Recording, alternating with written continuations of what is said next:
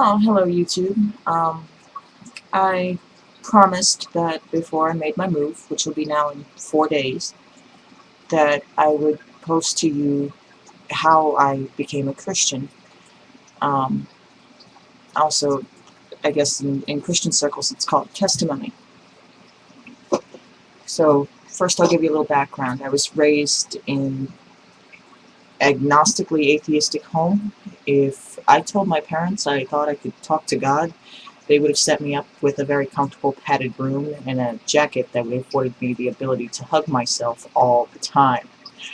Um, well, my parents died when I was 9, and I was sent to live with my father's mother, who was much the same way.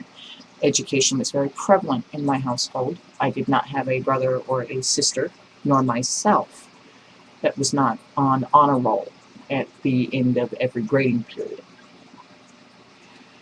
As I grew up, I started to develop questions, and I sought science for the answers, but the questions were a little too deep for even science to be able to answer, to be completely honest. And so I started seeking out faiths. And because I was afraid to get too deep, the first thing I sought out and looked at was the New Age stuff. The yoga and meditation and Zen Buddhism. And, I tried it, but for some reason, standing on my head to empty my mind didn't really answer my questions either. So I moved on to other faiths. I had a friend that was into Wicca and suggested that I give that a try. And I attended to several rituals and rites and did a lot of study in their books and their suggested reading. And for some reason, getting plastered and attempting to talk to rocks didn't work for me either. So that led into other faiths. I checked out Druidism, which is more a neutral ground, but again, much the same story. Odinian myths and religions, Norse religion.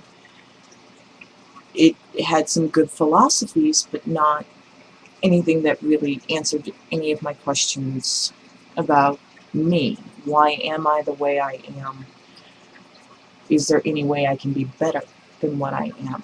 And so I moved on to things that were even a little bit darker. Let's see. In the darker end, yes, I checked out both LaVey and Crowley Doctrine Satanism. LaVey Doctrine Satanism was really not much different than the way I had been raised, save for the complete disregard for human life and rights, which I couldn't abide by. And the Crowley Doctrine Satanism was, they're the creepy bastards. They're the ones who believe in blood sacrifice. But the one thing I did learn about it was, it's not, they don't sacrifice animals and small children. They sacrifice from their own blood, because blood from a beating heart is much more valuable to Satan than that from something that is dead. I know. So then I started, after I couldn't find any answers there, I moved into the Abrahamic faiths.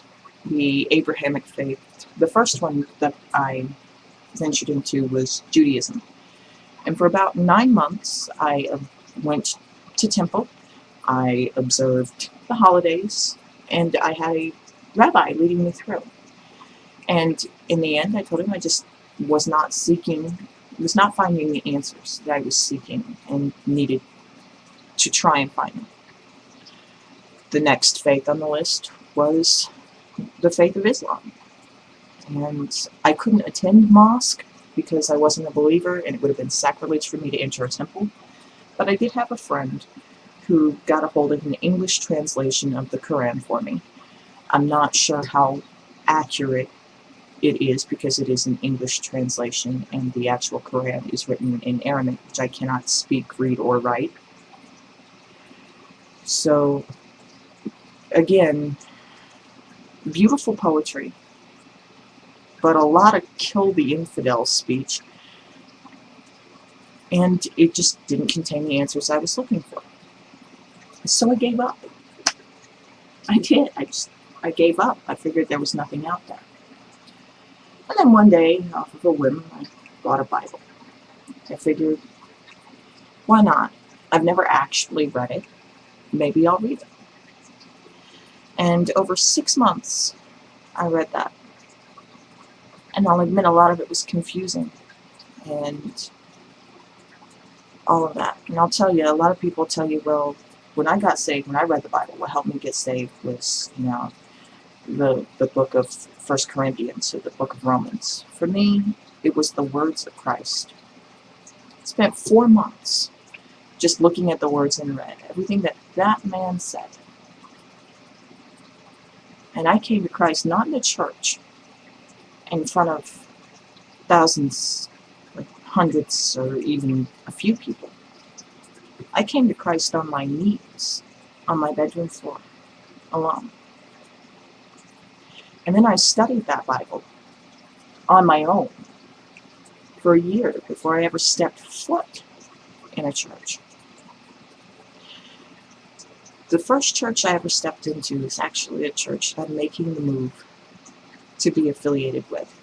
From 200 miles distance, I've already helped them set up a youth outreach program, and now I'm moving there to kind of take ownership of that program and run it.